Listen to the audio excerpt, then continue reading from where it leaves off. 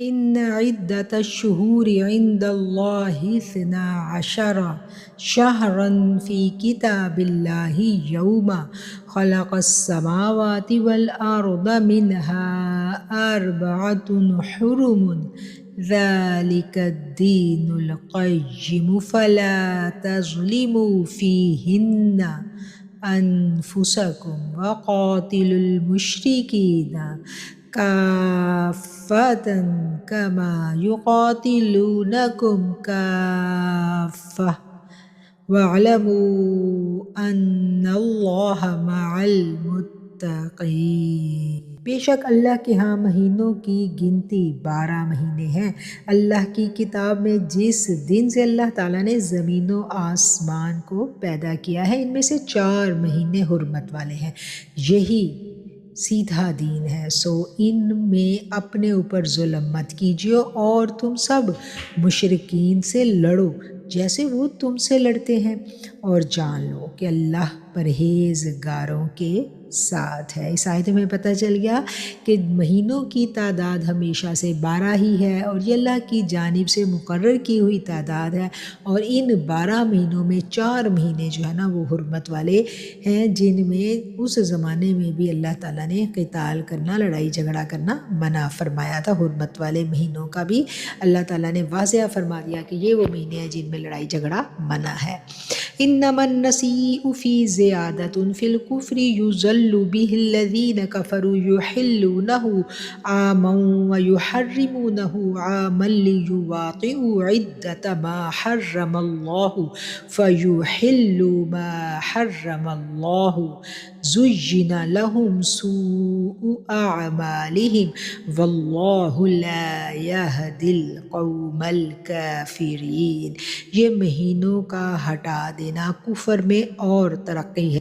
حرمت والے مہینوں کو ہٹا دینا اور اضافہ کرنا کفر میں گمراہ کیے جاتے ہیں۔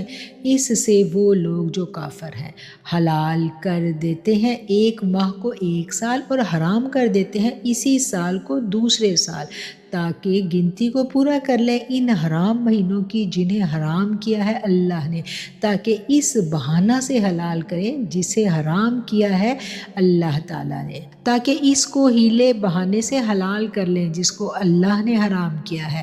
اللہ تعالیٰ نے آراستہ کر دی ہے ان کے لیے ان کے برے اعمال، اور اللہ ہدایت نہیں دیتا اس قوم کو جو کفر اختیار کیے ہوئے ہے۔ حضرت ابراہیم علیہ السلام کے زمانے سے سال کے 4 مہینے حرمت اور عزت والے شمار کیے جاتے تھے، اور ان 4 مہینوں میں لڑائی کی سخت ممانعت تھی۔ فریضہ حج کی ادائیگی کے لیے ذوالحجہ کی تاریخیں اللہ نے اسی وقت سے مقرر کر دی تھی۔ کچھ عرصہ کے بعد اہل عرب پر اس حکم کی پابندی گراں گزرنے لگی۔ ان کا پیشہ جو تھا وہ لوٹ مار بن چکا تھا، اور 3 مہینے تک متواتر وہ ہاتھ پر ہاتھ دھرے بیٹھے رہنا نہیں چاہتے تھے۔ ذی القعدہ، ذی الحج اور محرم یہ تینوں اکٹھے حرمت والے مہینے تھے، اور ان مہینوں میں ان کے لیے یہ بات جو تھی نا یہ قابل قبول نہیں تھی کہ ان مہینوں میں وہ لوٹ مار نہ کریں۔ تو انہوں نے کیا کیا کہ حرمت والے مہینوں کی تعداد تو 4 ہی رہنے دی، لیکن وہ اپنی مرضی سے اعلان کر دیتے تھے کہ اس سال یہ والے 4 مہینے ہوں گے، اپنی مرضی سے، اپنی خواہش کے مطابق، اپنی سہولت کے مطابق۔ اور حج کی تاریخیں بھی انہوں نے بدل دی، جب ان کا جی چاہتا حج کا اعلان کر دیتے۔ مقصد کیا تھا؟ اپنی ذاتی تجارت، ذاتی غرض و غایت اور اپنی خواہشات نفس، اس کے لیے وہ یہ سب کچھ کر رہے تھے۔ اور اللہ کہتا ہے شیطان نے ان کو ان کے عمل آراستہ کر کے دکھا دیا، یعنی شیطان ان کو سمجھاتا تھا کہ دیکھو اللہ نے جو حلال حرام کیا اس کو تم اپنی مرضی کے مطابق ڈھال لو تو تمہیں زیادہ فائدہ ہوگا۔